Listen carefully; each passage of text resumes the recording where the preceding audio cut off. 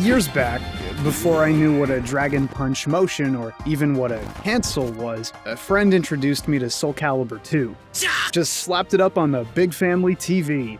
Wow, peak fiction! It was a mind-blowing game for small-town couch versus play. 2 people, 2 weapons, 1 winner.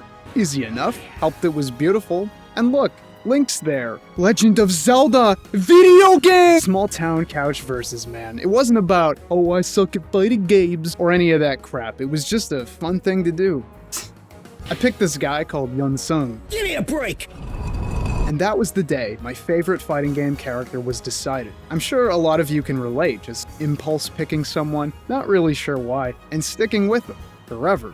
I think a lot of marriages happen like that. As a GameCube kid, I missed out on Soul Calibur 3, but picked Yun-seong up immediately in Soul Calibur 4, like 6 years later, ran him up to my highest online ranking ever, and seethed for years, watching him excluded from Soul Calibur 5 and Soul Calibur 6. I was genuinely upset about it. Everywhere I turned growing up, something I loved was deemed irrelevant or not worth preserving. The card game Magi Nation, which miraculously is getting kickstarted this year, some 20 years after its abandonment. Yun-seong, my favorite character for my favorite game series, far too many little fractals of an identity broadly discarded by the companies in charge of them. They flourished in their brief triumphs on the stage of history, but the stage of history moves on.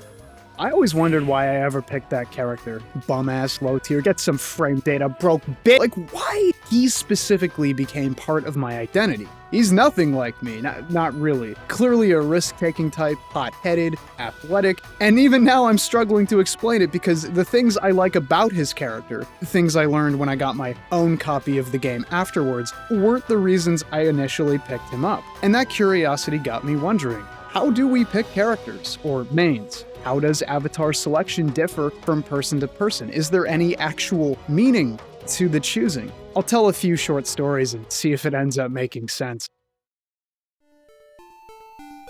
Thinking back to my earliest gaming experiences, avatar selection was only ever an occasional luxury. In Dragon Quest, you played the hero. In Zelda, you played Link. Great protags for a boy, right? Just little guys with swords bopping around, wreaking havoc. Or like turn-based slashes, yeah! Pokemon was a little different. Everyone was the same trainer in that first game, but got to pick a starter and craft their team as they went. I went into this in the WoW video, but I'm a triplet. Big lore reveal, okay, cool. I liked Squirtle. My brother had Charmander, and the other obviously picked Pikachu because he got Pokemon Yellow. You gotta get the triplets different things, it's rule 1 in the book! Growing up as a triplet, identity mattered more to me than it probably did for your average kid. Triplet number 1, 2, and 3. So, which one are you? Is this? Insert name of sibling I'm talking to? That actually hasn't changed. I still hear stuff like that, and no big deal, right? We're fraternal triplets. We don't look exactly alike, but that doesn't mean random people who knew my mother knew us growing up. Why would they? I was a Game Boy kid, man. I didn't say I had Game Boy.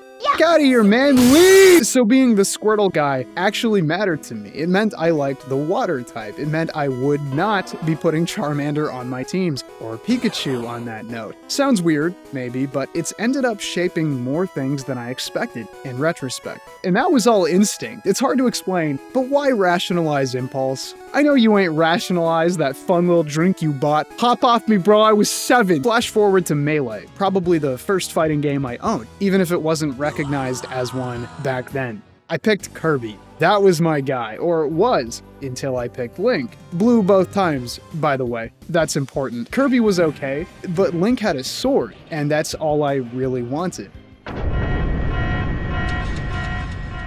Marth takes me back, man. I remember seeing Marth and having a neuron activation moment. Damn, bro, they make blue sword dudes? Marth was all I played after unlocking him. For actual years, he was the only Melee character I would even look at. I thought he looked neat, a dude with a single sword against the world. No bells, no whistles, maybe a bit of a tiara. We're not in the business of asking questions about that. Sure, he had lore and all of that good stuff, but what I liked was the design. It didn't really mesh with the typical Nintendo aesthetic. It wasn't goober, it wasn't heckin' chongus, it was anime.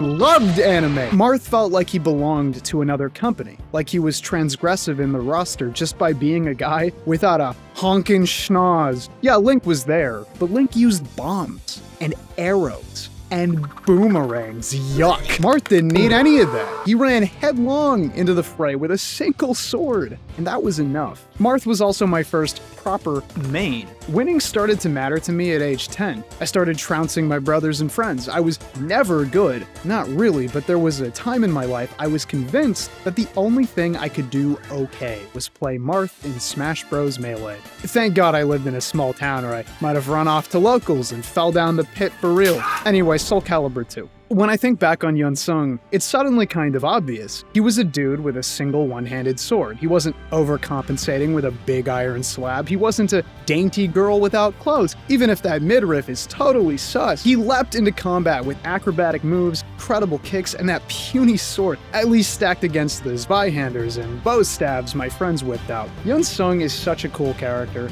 for plenty of reasons, but at a glance, he's just a guy with a sword and feet. Clearly focused on honing his body and skill, going by these jaw-dropping kicking animations and creative techniques. He's bold, he's unique, and he's kind of dirty too. Like he's got an obnoxious little backstep stab to stuff rushing opponents. Incredible casual killer, by the way, and even waves his sword between his legs for surprise attacks. That kind of thing. He's unorthodox while presenting pretty plainly. Raw charisma. Now, some Soul Calibur fans are typing, what about Assassin, Raphael, and Xianghua? Great question. Assassin is effectively Huang from the Dreamcast Soul Calibur game, like his moveset transposed into a nameless husk. But I didn't know that then. I liked to play him okay, but he wasn't a fully realized lore character, even if he was swag. Like true swag. So I never formed that same bond. Xianghua is an obvious comparison, but she was a girl, and it took me a good number of years to start picking women characters. If identity was as important to me at age 7 with Squirtle as it was when I started picking fighting game mains, I think it's safe to say I was more interested with representing myself, or an ideal self, the way younger D&D players sometimes roll characters that are effectively them but better. And I only ever thought of myself as a guy. Raphael is actually the character I'd play today if I were taking the game seriously. Yun-seong is pretty weak in some pretty annoying ways, at least if you've played for a long time at a middling skill level. And Raphael only needs a handful of moves to work. And I liked him a lot back then too. He was suave and stylish and easy to understand. Just let you push hitboxes into your enemy, but packed seriously cool moves if you went digging. But I never connected with Raphael as a character the way I did with Yun-seong. So Yun-seong it was. And let's talk about character. It's always going to take more than visuals to keep you fixated for decades. I really resonated with Yun-seong for really stupid reasons. At first it was his sword. According to the second game's Yun-seong bio, his teacher's daughter, playable character Seong-mina, handed him White Thunder, a sword that apparently conferred the power of reflection to whomever looked at the blade's reflection. Yun-seong looked into the blade and discovered what he really wanted and set out on a quest to find it. So that's just like a really stupid story when you think about it for half a second. Power of reflection? Really? Isn't that just innate to being alive? Never mind, 10 out of 10 superpower, everyone could use it. That little lore bite was interesting to me. It became fun to reflect on things that happened in my life, like, oh damn, I don't need a sword to have the power of reflection. I can just reflect for free. But real. Yun-seong, unlike all the other dreary and serious and self-righteous cast members, haven't you had enough? You're too weak for that, aren't you? You conceited, wretched human! Silence! I can change my own destiny. screwed around, acted like an upstart. He didn't have all the answers or even incredibly strong convictions. He was relatable. You ever meet the kids who took elementary school super seriously? You ever meet the kids who got told to shut the fuck up by their parents enough, or told they weren't funny by their friends enough that they stopped trying to have a pulse and just masked their cringe 24/7? I loved Yun-seong partly because he rejected that. He was a doof, but he was an honest doof. You can trust a doof. In Soul Calibur 2, he completes his quest for Soul Edge, realizes his own power, and chooses to fight with his own ability for the sake of his country, rather than relying on a demonic, soul-consuming blade. Basically, self-actualization, going out and finding yourself, facing a clear opportunity for external power, but choosing internal strength. The hard way, but the right way. Damn.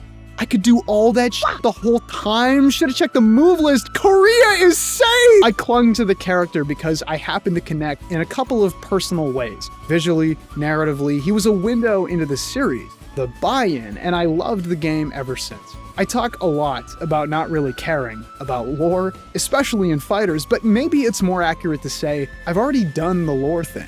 Found my joy and don't need a lot more of it. I'm getting old, man. Give me a break with the factoids. Yun-seong, also, critically, did not change over the years. Some characters advanced in some interesting ways, but the boy was always the boy. He never stopped resonating. In Soul Calibur 4, he's warned about the sword he's chasing because his ending in 2 isn't canon. Obviously, characters like this don't get Stage of History status, and his response, a simple phrase that's always stuck with me, was, I want to find out for myself. Give this man a true! It's a basic human experience, but yeah, I don't want to be fed everything when I can help looking into things myself. And I don't care if I make mistakes along the way. If I do it my way, if I find out for myself, that means the journey was genuine, worthwhile. Love that message. So basic, so simple, so beautiful. It's even built into his moveset, his free-flowing stylistic attacks that differ from the traditional teaching of his school, going off of Hwang's moveset from Soul Calibur 1. He's a diligent student and clearly dedicated, but willing to put his own spin on things, and that's everything. That's the take. It genuinely does not compute that somebody out there wouldn't feel that. But I found out pretty quick, all the way back in the Soul Calibur 2 days, that people pick characters, select avatars for very different reasons. I've watched some friends pick characters just because they like them. No other rationale given. Nightmare because he's cool. And yeah, can't argue there. Keelik because he had a cool weapon. Maybe looked kind of vaguely similar to the person playing him. Not too different from my own reasons. I just got a little obsessive. Some friends picked women characters because, quote, they were cute. Or as a friend's older brother put it, he picked Ivy because she had huge titties. I mean, he isn't factually wrong. I never even considered picking a character for sex appeal. Like, is that a meaningful reason to select a character? Do I get to judge that? Was that guy breaking up mid-game? Other friends never picked main characters. They hopped around or even picked random, absolving them of the need to perform. Plausible deniability established. Well, I picked random. I don't know this character. Fun game, though. Sometimes avatar selection has nothing to do with the art or the visuals or what. Sometimes it's just the vibe. The level with which we get invested in fictional characters varies from person to person. You'll find the less online a person is, the less likely it is that they'll deeply connect with a video game character or obsess about them enough to read the lore. I don't want to jerk myself off like I'm the #1 Yun-seong liker. No, just I cared. And not everyone has to. And as I got older and more interested in fighting games proper, I discovered a different kind of avatar selection because the context surrounding it changed with my intentions. Oh, Vega. Around the time of Marvel vs. Capcom 3's release, I started getting into fighting games. Or more specifically, I was hyped to play a fighting game featuring one of my favorite Cool Dude characters, Albert Wesker. Pairing him up with Zero and Dante? Oh yeah, baby! I followed the press cycle, bought in, learned combos, did the whole thing, and kinda got bored until UMVC 3. I wasn't very good and clearly didn't understand 2D fighting games, so that summer I got into Super Street Fighter 4, to learn. That era of the FGC was so legendary. Excellent adventures before Gutex went insane. Online fighting game tourney footage uploaded to YouTube. 1,000 guides and tutorials. I wanted into that culture. I was a small-town Canadian kid. No shot I was getting anywhere competitively, so I sat on the sidelines, suddenly very invested in fighting games. It makes sense in retrospect. I didn't know what I was gonna do with my life, and fighting games were always fun. I loved Soul Calibur, even if the broader FGC thought it was Tekken for babies. Problem was, Street Fighter was really hard. I learned the basic inputs earlier, more or less learned to Dragon Punch properly around MVC3, but I could barely play. It hurt my hands and I froze up in online matches. Just wasn't all that fun. That's learning for you. I picked Adon, my first ever Street Fighter character, because he was weird and flashy and not completely unlike Yun-seong. Cocky attitude, weirdo techniques that varied from the more established Muay Thai user Sagat's moves. But Adon did not function how I wanted. I couldn't consistently land the focus attack dash canceller, FADC, into Ultra. Or almost at all, actually, so I struggled to take games off players. Adon was fairly simple, but he wasn't great to learn with. Desperate to win, I picked up my man Tomas Huck because I watched a certain YouTuber spam jump in circle grab, and actually managed to turn things around. It was low-rank Street Fighter on Wi-Fi. I had a grappler, and you better believe I could buffer a circle input while empty jumping to sneak wins in on more defensive low-rank players. I was insane. I didn't know what I was doing, but I did have a very large gun. And that got me what I wanted. Capcom points, or rather, it did for a while. The technique was inconsistent, and really being honest with myself, I wasn't actually playing to improve. I just wanted the game to pat my head and say, "Good job, bud." And so I lost interest in T-Hawk. He was just my rebound after Adon, and if I was going to keep playing, I needed someone I cared about enough to invest in. I pored over tier lists and watched gameplay. I ran through trial mode to test various characters, and eventually, I landed on Vega, and never went back. That probably seems a little weird, especially if you know Street Fighter IV Vega. Vega sucked. Like a lot, he was a charge character, someone made to hold back or down for an amount of time to greenlight his special moves. Beginners tend to struggle with charge characters. Charge characters tend to be more defensive and don't reward the type of aggression that makes middling players sweat because they're usually too busy playing passive. But Vega was worse than that. He consistently placed near the bottom of tier lists. He had unique mechanics, a claw and a mask that could be knocked off during combat, forcing scrambles at horrible times, basically punishing the player for losing. A Vega without his claw can't deal chip damage with certain moves and loses some power. A Vega without his mask takes more damage and does 10% more, but who cares? You're getting pummeled! Vega had weaknesses that other characters didn't. He had questionable moves that interacted weirdly with the typical play experience. He had pretty bad hitboxes on his ultra moves, making it hard to actually land combos. The inputs for said ultras are things I've never had to access again in any other game. Not unlike high school math. He had no proper reversal and therefore no consistent, truly effective means of stuffing jump-ins, aside from a air grab, so dive kick characters stomped all over him and they were everywhere online! Vega was decidedly not the move. And yet, Vega was weird. He shrieked bizarrely and sliced up opponents with a weapon in what was supposed to be tournament fighting. Vega was a narcissist who licked the blood off his claws and was disgusted by just about everybody he saw. Vega was a freak. Real sicko shit, you feel? He was a quirky personality, but that quirk extended to play. Vega has a style of gameplay that's kind of game warping, in a sense. He leaps to the wall of your choosing and has free reign to retreat, approach, attack with his claws, risk getting close for an Azuna drop. Vega was weird. Not complicated, just weird. When you fight Vega, you're not playing Street Fighter. You're playing Vega Fighter. The whole dynamic changes, and not many players that I fought knew the matchup or could react to it consistently online. I found my way in. A psychotic quirkster with a unique style of play. Vega made sense to me. For all of his weaknesses, I pushed further with Vega than I ever did in any fighting game, second only to Soul Calibur 4. I could win, and it didn't come easy. I got annihilated on the reg, but I believed strongly enough in the character and the fun of his moveset to keep getting better. Looking up guides, learning combos, finally doing what I was supposed to. And none of that had anything to do with his lore. Vega sucks. Vega isn't interesting or cool to me, he's just a bad dude. I had a gameplay relationship with the character, and because I could actually get a win off from time to time, even against real people, Vega became part of my identity. In retrospect, Vega shares some similarities with my original character,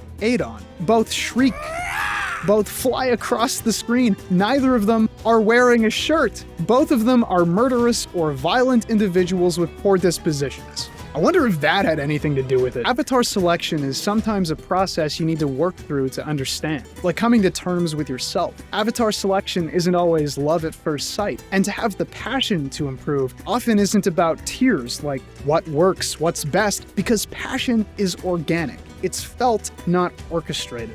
After putting so much time into Street Fighter 4, you'd think I would have hopped on 5, and I did.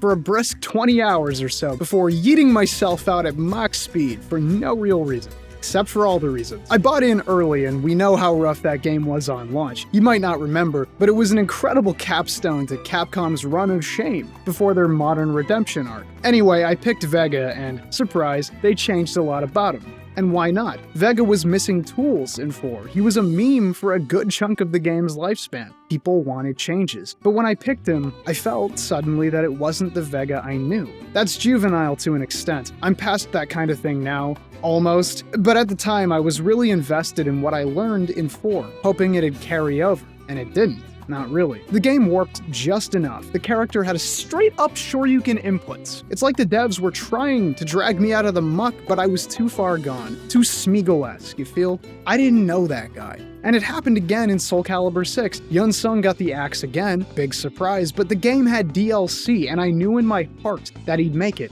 Or Hwang, any Korean dude really? And they did! They put Hwang back in! One of the coolest characters from the Dreamcast Soul Calibur, with a lot of what I liked about Yun-seong baked into his moveset, even if he was missing a few of the quirkier moves.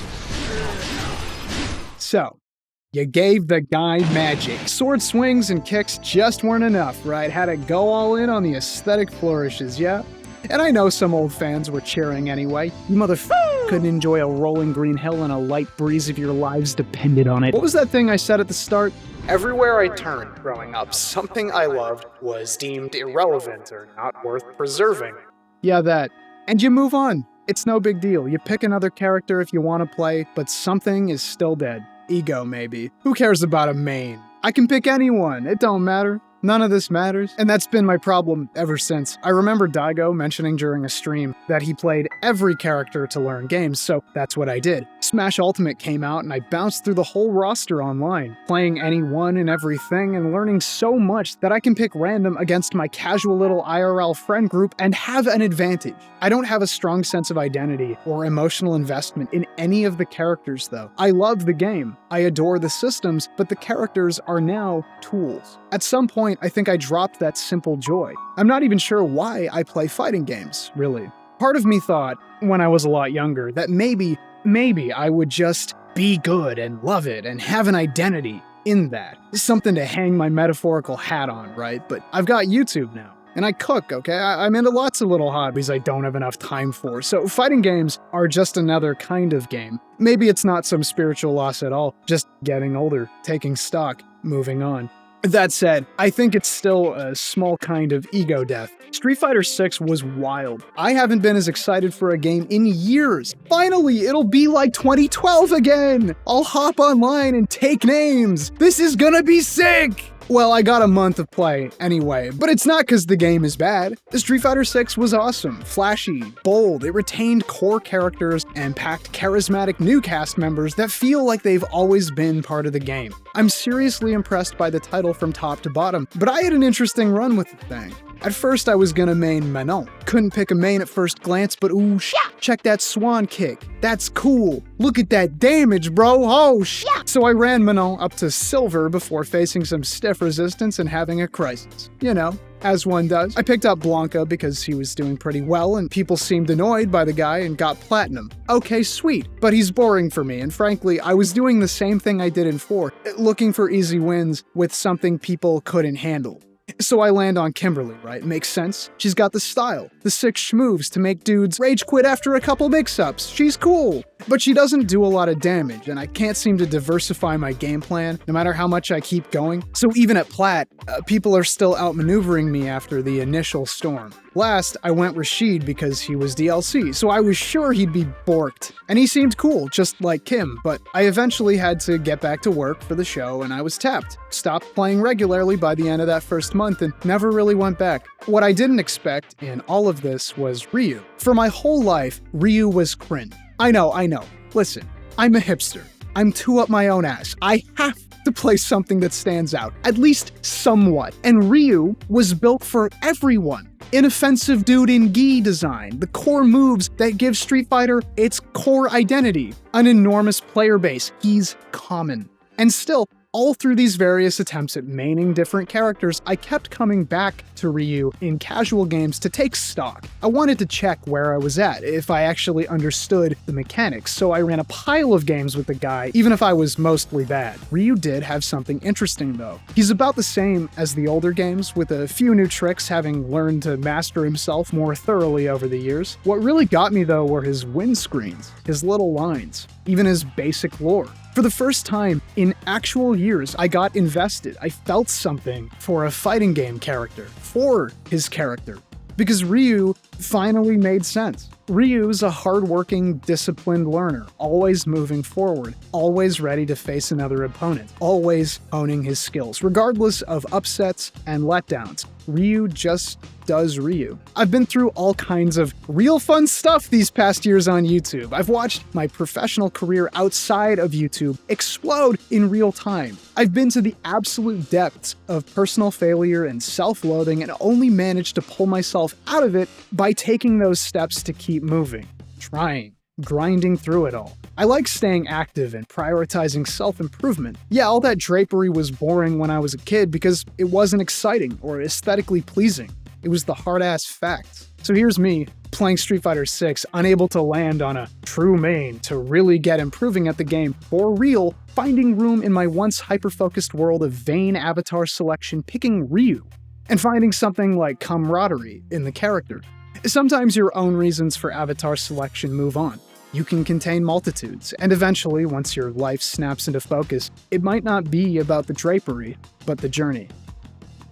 This discussion extends way past fighting games, your favorite Dark Souls build, weapon, a preferred unit in a tactics game, even something as innocuous and general as playstyle are fun to reflect on with regards to personhood and illustrate a unique beauty of the medium. That players are allowed into some games on their own terms. In every player choice is a reflection of identity, whether it's what is or what could be. Our identities are compromises between what we believe about ourselves and what others believe about us. We can only control how we present and have no true power over how that presentation is perceived. I have no idea what your main character says about you. That's a question for the player.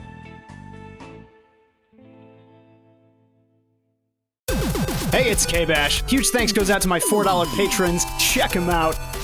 Beautiful. And double special thanks goes to my extra generous patrons who are Adam Welch, Acropolion, the Singularities, Alpha 42, Andrew Redacted, Arshwasser, Azura, Axon 8, Bear Skeleton, Basement Dweller, Bosch 7, Ben M, Beguile, Big Papa Sprung, Bing Bing Doodoo Oingo Boingo Time, Blake Against the Machine, Wargle Hargle, Blossom Dante, Bohop, Boom Dead, PH Operator, Born in Shadow, Brandon S, Brandon Hesse, British Gooch, Cakesar, Can I Cuss on Here? C-Dub, Cat Girls Are Real, Caesar T, Chiefy Boy, Hero Hero, Mow, Cordit, Chris Bromo, Cody Golden, Comfy Moogle, Couch MOBA, Crashgers, Crater, Crispy J, Mono 19D, CW Glassworks, Denny Pangos, Danky Stag, Swag, David David Castillo, Dara, Decode, Deadward, Dead, The Strega, Dingusback, Doodle Flu, Doug Prince, DJ, Professor K, Dr. Cullen PhD, Protagonist, Elias, Elpio, Elsa, Emperor Pickle, Empty Tenchi, Gnar, Fail Knight, Forte Noir, Fupa Saiyan, Frog Vorbis, Gato Nero, Gigglebite, Glyph Seeker, Nine Cat, Gobo Bobo, Goose, 6112, Gray, the